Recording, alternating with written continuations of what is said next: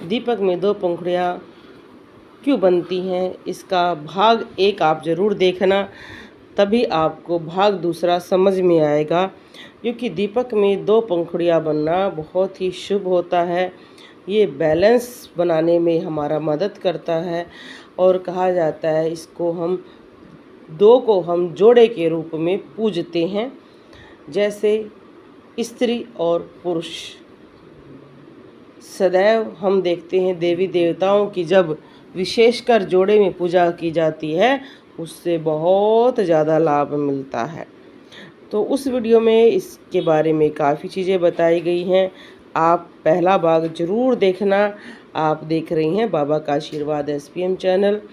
तो दीपक के बारे में बहुत सारी जानकारियाँ आपके लिए बहुत ज़रूरी हैं। कहते हैं कि 2 अंक स्त्री तत्व का या मातृ देवी का भाग माना जाता है। एक स्त्री ही ऐसी है जो एक साथ 2 आत्माओं को अपने साथ रख सकती है।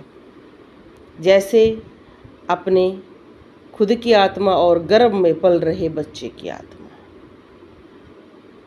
एक सिर्फ स्त्री के पास ये सौभाग्य होता है। तो अगर आपके दीपक पर 2 पंखुड़ियों का फूल बन रहा है तो आपके अंदर प्रेमा भाव बढ़ जाएगा, आपका जल तत्व एक्टिव हो जाएगा, जल तत्व बहुत बढ़ जाएगा, जिसकी वजह से आप बहुत ही अच्छे खुश मन से रहना शुरू कर दोगे। और बहुत सारे जो व्यक्ति हैं जिनके दीपक में 2 फूल बनते हैं, वो ज़्यादातर शिव जी की पूजा करने के लिए उत्सुक हो जाते हैं। क्योंकि स्वयं शिव जी भगवान ने कहा है कि मेरे अंदर ही माँ पार्वती और शिव दोनों है, मैं दोनों का ही विद्यमान हूँ। जिनके दीपक में 2 पंखुड़ियों वाला फूल बनता है, उन्हें शिव की पूजा उस टाइम ज़रूर करनी चाहिए। उससे आपका जल तत्व बढ़ेगा, चंद्रदेव खुश होंगे और आपका जिसका जल तत्व बहुत शांत हो जाता है, वो मनुष्य बहुत खुश रहना शुरू कर देते हैं।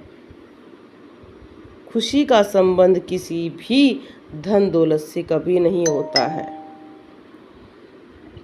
तो इसलिए कहा जाता है कि दीपक में 2 पंखुड़ियों का फूल बनना आपके जीवन में शुभता लेकर आता है। बहुत चीज़ें ऐसी हैं जो आप धीरे धीरे हमारे चैनल के माध्यम से समझोगे, या ये कह सकते हैं कि आप जानोगे। जिनके भी दीपक में 2 पंखुड़ियों का फूल बनता है, उस टाइम आप देखो, उस टाइम आपके जीवन काल में कोई ना कोई ऐसा कार्य होता है जिससे आपको संतोष का अनुभव होता है, खुशी मिलती है।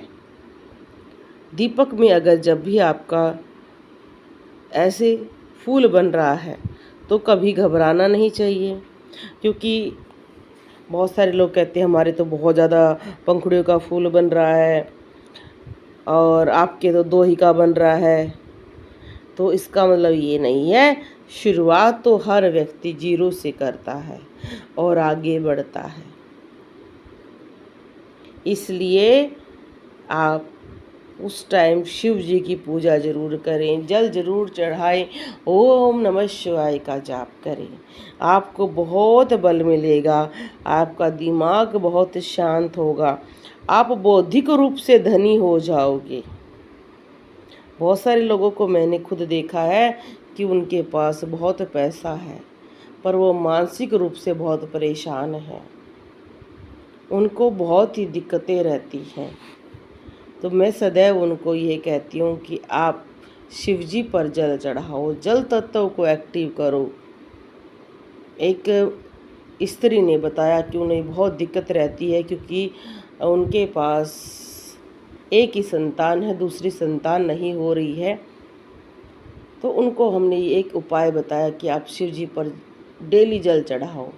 उसके बाद जब उनसे पूछा गया कि आपको इस चीज़ से क्या आराम मिला, तो उन्होंने कहा कि अब मुझे लगता है कि मुझे बहुत शांति है, मेरी चिंताएं मिट गई हैं, जबकि ऐसा नहीं था कि उनको संतान प्राप्ति हो गई है, पर नहीं, उनका जल तत्व एक्टिव हो जाता है, उनके अंदर शीतलता आ जाती है।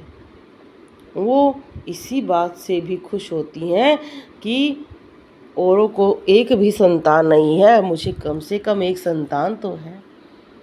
इसलिए बोलो ओम नमः शिवाय।